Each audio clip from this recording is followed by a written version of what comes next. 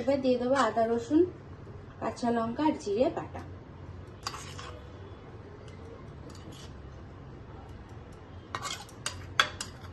তো পুরোটাই লাগবে, তো পুরোটাই আমি দিয়ে দিচ্ছি। এবার লাগবে টক দই।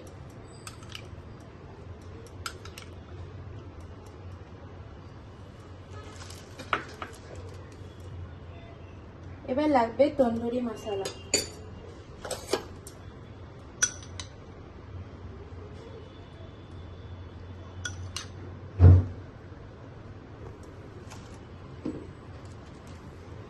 একটু লাগবে লাল লঙ্কা গুঁড়ো।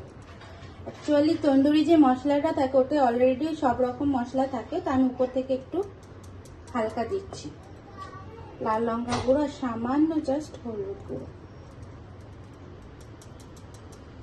আর দেব নুন।